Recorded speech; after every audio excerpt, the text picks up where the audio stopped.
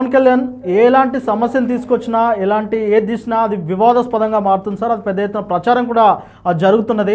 మొన్న ఈ మధ్యలో భీమవరం డిఎస్పీ జయసూర్యపై ఆయన పనితీరుపై వివరణ కోరుతూ ఎస్పీ గారికి ఆయన ఆదేశాలు ఇవ్వడము ఎంత పెద్ద వివాదమైందో చూసాము. ఆ తర్వాత విచారణ ఎటుపోయిందో దానికి సంబంధించిన నివేదికలు ఎటుపోయాయో ఎవరికి తెలియదు సార్. ఈ మధ్య మంగళంపేట అడవుల్లో పెద్దిరెడ్డి రామచంద్రారెడ్డి సంబంధించిన అంటే ఆయన అటవీ భూములను ఆక్రమించారని చెప్పేసి పెద్ద ఎత్తున ఒక వీడియోను తీసి దాన్ని సోషల్ మీడియాలో వైరల్ చేశారు. దానిపైన స్టేట్మెంట్లు ఇచ్చారు. దానిపైన ఎంపీ మిథున్ రెడ్డి స్పందించారు. ఆధారాలు ఉంటే చూపించండి, లేదంటే బహిరంగంగా క్షమాపణ చెప్పండి అని సవాల్ కూడా విసిరారు. ఆ సవాల్ను కూడా డిప్యూటీ సీఎం స్వీకరించినట్టయితే మనకెక్కడ తెలిసి రాలేదు సార్. మరి మొత్తం మీద ఈయన ఇలాంటి వివాదాస్పదమైన స్టేట్మెంట్లు ఇస్తున్నారు, కానీ దాని వివరణ, విచారణ, దర్యాప్తు ఎక్కడ పోతుంది అనేది ఇప్పటివరకు అయితే ఒక కొలిక్కి రాని పరిస్థితి కనిపిస్తూ ఉన్నది. ఇదంతా కేవలం డైవర్షన్ పాలిటిక్స్ మాత్రమే అని చెప్పేసి వైసీపీ నేతలు, శ్రేణులు కూడా ఆరోపిస్తూ ఉన్నారు.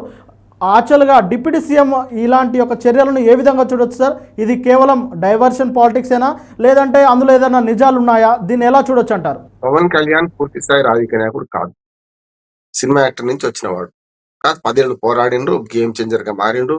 ఇవాళ డిప్యూటీ చీఫ్ మినిస్టర్ అయ్యిండు. డిప్యూటీ చీఫ్ మినిస్టర్ పోస్ట్ కూడా రాజ్యాంగబద్ధంగా ఎక్కడా లేదు. మనం మాట్లాడుకుంటాం.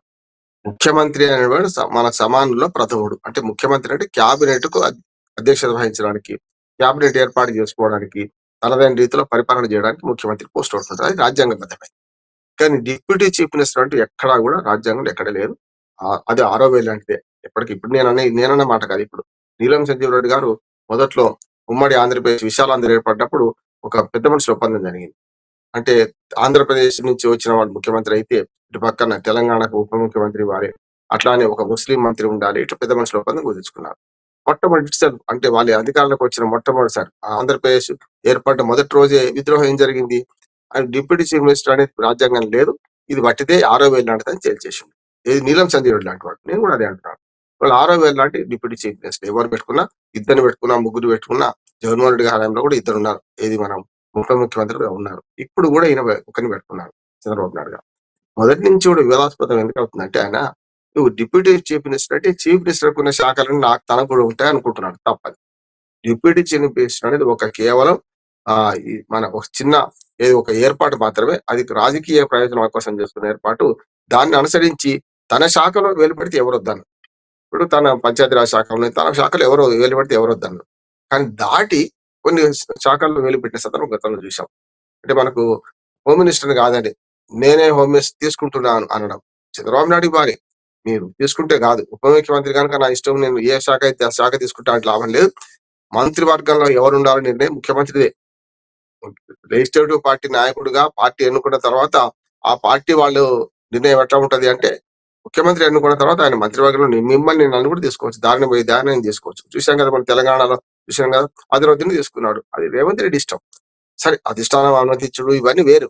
కానీ ముఖ్యమంత్రి అంటోడు దారిన పోయి దాని అని కూడా ఎమ్మెల్సీ ఎమ్మెల్యే కానీ ఆయన కూడా తీసుకున్నాడు కదా అజరుద్దీన్, అట్లా తీసుకోవచ్చు, కాదట్లేదు.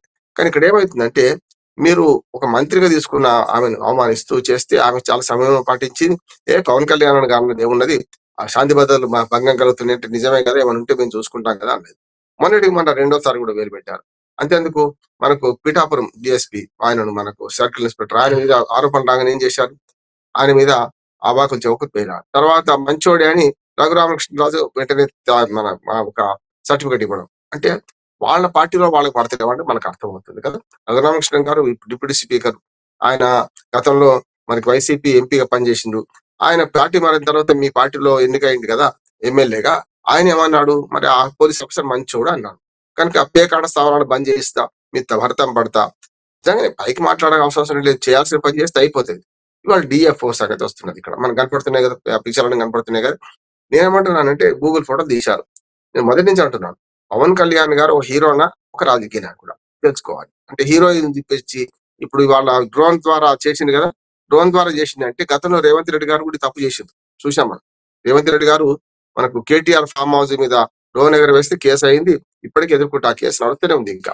అటువంటిది ఒక డిప్యూటీ చీఫ్ మినిస్టర్ అటవీ ప్రాంతంలో తిరుగుతూ ఆ డ్రోన్ ఎగరవేస్తే, అటవీ ప్రాంతాల్లో డ్రోన్ ఎగరవేయడం కరెక్ట్ గా తప్పు, లీగల్ పర్మిషన్ తీసుకుంటే తప్ప చేయడం కాకుండా ఆ ప్లేస్ ను చూపించారు.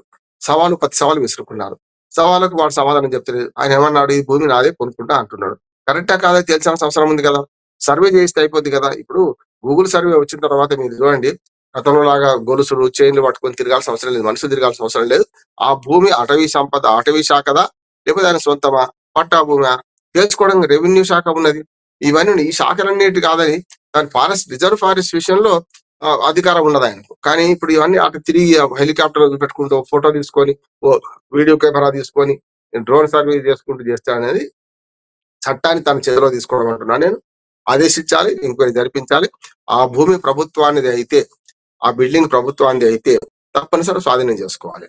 కానీ ఇట్లా మంత్రిగా ఒక హీరోలాగా, ఒక సినిమా హీరోలాగా ప్రవర్తించేయడం సరైనది కాదు. ఆయనకి ఆ సమస్య ఇక్కడ వస్తుందంటే అన్నీ తానే అనుకుంటున్నారు. చంద్రబాబు నాయుడు కంటే నేను గొప్పోడిని అనుకుంటున్నాడు. అనుకోవచ్చు, ఆయన మనస్తత్వం అనుకోవచ్చు.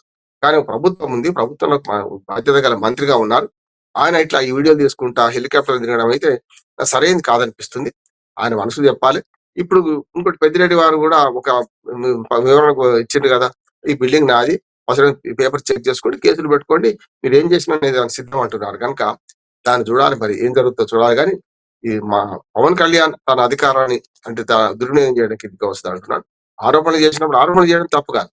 దాన్ని ఈ ప్రభుత్వంలో మీరే వైసీపీ ఉన్నారు కదా! మరి సార్, వైసీపీ శ్రేణులు, వైసీపీ నేతలు పవన్ కళ్యాణ్ చేస్తున్న వ్యవహారం అంతా కేవలం డైవర్షన్ పాలిటిక్స్ అంటున్నారు సార్. ఏదైతే మెడికల్ కాలేజీలను ప్రైవేట్ పరం చేస్తున్న దానిపై డైవర్షన్ పాలిటిక్స్ అంటున్నారు సార్. అది డైవర్షన్ పాలిటిక్స్గా చూడొచ్చా సార్? పవన్ కళ్యాణ్ గారికి నేను చెప్పాను కదా, రాజకీయ నాయకుడు, పూర్తి స్థాయి రాజకీయ నాయకుడు కాదు కనుక ఆయన అనుకున్నది అనుకుంటూ చేసేస్తున్నాడు. దానివల్ల వస్తున్న సమస్య అంటున్నాడు. ఇవాళ ఇదొక్కటే కాదు, చంద్రబాబు నాయుడుకి ఇబ్బంది పెడుతున్నారు. అట్లాగే అటు కూడా చంద్రబాబు నాయుడుకి 2 తలకాయ నొప్పులు ఉన్నాయి. ఇటే ఉప ముఖ్యమంత్రి, తన సొంత బావమరిది అటు బాలకృష్ణ కూడా చూస్తున్నాం కదా. బాలకృష్ణ మొన్న అసెంబ్లీ ఏం మాట్లాడారు, తాగొచ్చారు, రకరకాలుగా మాట్లాడారు, వాళ్ళ పార్టీని డ్యామేజ్ చేసుకున్నారు ఆయన. అటు బావమరితోనే ఏగాలనా, లేకుంటే ఇటు యువ నాయకుడు తన లోకేష్ కు అడ్డం వస్తున్న ఇటువంటి వారితోనే ఏగాలనా అనే సమస్య వస్తుంది ఆయనకు. 2029 ఎన్నికల కల్లా మరి పొత్తు పటాపంచలు అవుతుందా, ఉంటదా? అంటే పవన్ కళ్యాణ్ మాత్రం ఈ ఫెవికాల్ బంధం పోయేది లేదు. ఇంకా 15 ఏళ్ళు కొనసాగుద్ది అంటున్నాడు. 10-15 ఏళ్ళు కొనసాగుద్ది అంటున్నాడు.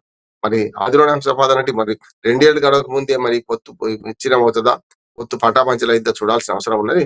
కానీ బాగా ఓపిక్గా అంటే డిప్లొమాట్ అయిన చంద్రబాబు నాయుడు పవన్ కళ్యాణ్ చేసే చర్యలకు వెంటనే ప్రతిస్పందించకుండా, ఎలాంటి కామెంట్ చేయకుండా మంత్రులను అదుపులో పెట్టుకున్నారు. తాను కూడా అదుపులో ఉంటున్నాడు. లోకేష్ కూడా అదుపులో పెట్టుకుంటున్నాడు. కనుక గొర్రి వాడబోతాడు, వంటక తిరిగి నేను పోతాను అన్నట్టు పవన్ కళ్యాణ్ ఏం మాట్లాడి దానికి నో కామెంట్. ఏం చేయకపోతే సప్లై కూరుకుంటే అయిపోద్ది కదా అని మాట ఇట్లా వస్తున్నది. ఒక్కోసారి ఇది కూడా నష్టమే అంటున్నాను. ఏదైనా జరుగుతున్నప్పుడు దాన్ని ప్రతిఘటించకపోతే రేపు పొద్దున అసలుకి ఎసరు పెట్టింది అనుకోండి, కష్టం కదా. పవన్ కళ్యాణ్ తీరు మారాలి. అట్లాగే కూటమి ప్రభుత్వంలో ఉంది కనుక కూటమి కూడా నష్టం కలిగించే చర్యలు మార్పుంటే మంచిది. ఇక వైసీపీ వాళ్ళు అంటుందంటారా, అది ఇట్లా ఆరోపణ చేస్తారు ఖచ్చితంగా. బయట వాళ్ళు కనుక ప్రతిపక్ష పార్టీ కనుక ఆరోపణలు చేస్తారు. అది ఆ సమాధానం చేయాల్సింది మనం కాదు కదా, పవన్ కళ్యాణ్ గారు కూటమి ప్రభుత్వ అధినేతగా ముఖ్యమంత్రి చంద్రబాబు నాయుడు గారు. వాళ్ళు చూద్దాం.